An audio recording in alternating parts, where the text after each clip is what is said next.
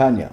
Also wanted to know if I can do morning and night prayers in my siddur. I'm not in the process yet, but we'll begin soon. Okay, so I'm assuming you asked another question. I just have no idea where that other question is, but you are probably in the process of conversion, or you want to convert, and you're asking whether you can pray in the morning and at night from your siddur. At least I'm assuming that's what your question is.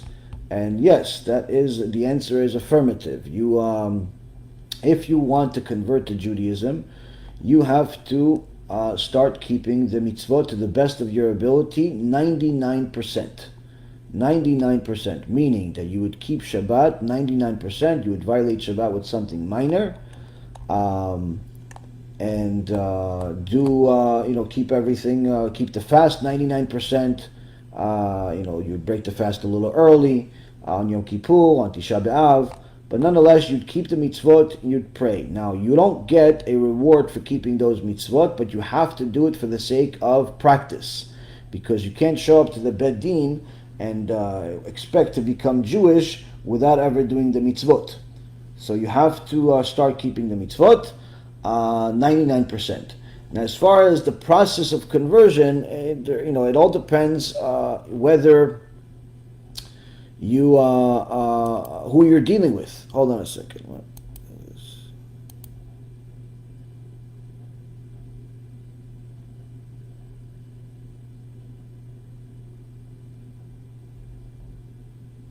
Why are you sending them this?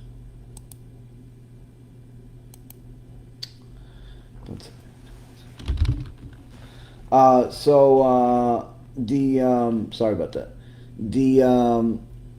Depending as far as the process of conversion is it all depends on who you're dealing with, who's your sponsoring rabbi.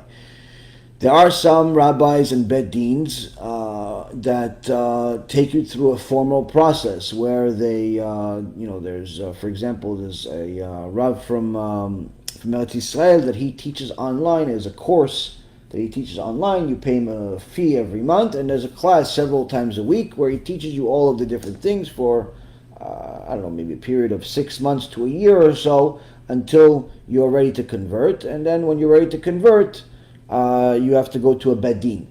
Now, there's actually a couple of people that do it. So he teaches you a formal way of going through the books with you. And there, many places you have somebody going through you with. The other places, like for example myself, I don't have a formal conversion class, if you will. I teach everybody, whether you want a Jew or want to be a Jew. I teach everybody, and the things that you need to know for the sake of conversion, and really even for the sake of just simply being a Jew, either way, a lot of it has to do with a combination of my lectures and self-study, which is there's a syllabus that we put together of a bunch of different books and things that you need to learn in order to know the basics of Judaism. And this is good both for Baalei Teshuva as well as for converts. So a lot of that is self-study, which means that you'll be ready for conversion when you're ready, meaning based on how much you dedicate, how much time you dedicate, how much effort you put into it, and so on and so forth.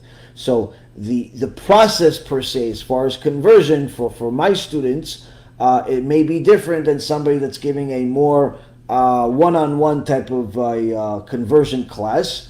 But neither one is better or worse. It all depends on the person. Some people prefer to have one-on-one teachings. Some people prefer to do more things on their own. So that all depends on the person. But as far as both require a person to study, both on their own either way. And as far as when you'll be ready, that again, it all depends on how much you dedicate.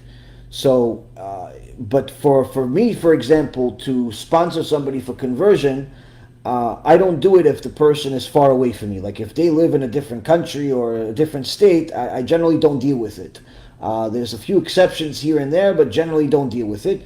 And that's because I cannot know how serious that person is from far away. So for me to sponsor somebody to convert them, they have to be local. They have to come to all my lectures. I have to get to know them. They have to ask me questions personally, when the time allows. Because that's the only way that I could, in essence, confirm that they are up to speed with what they need to know in order to sponsor them eventually.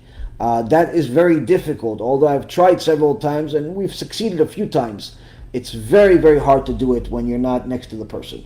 So with that being said, if you're in, let's say, a conversion process through me, then the biggest part of the process is that you'd have to come to my lectures. You'd have to live close enough to come to my lectures. Whereas conversion process to somebody else could very well be that you just simply attend the online classes or something like that. Either way, the studying is necessary if you're going to a legitimate Orthodox conversion, and throughout that period that you're going through that conversion, you have to fulfill the mitzvot to the best of your ability, 99%.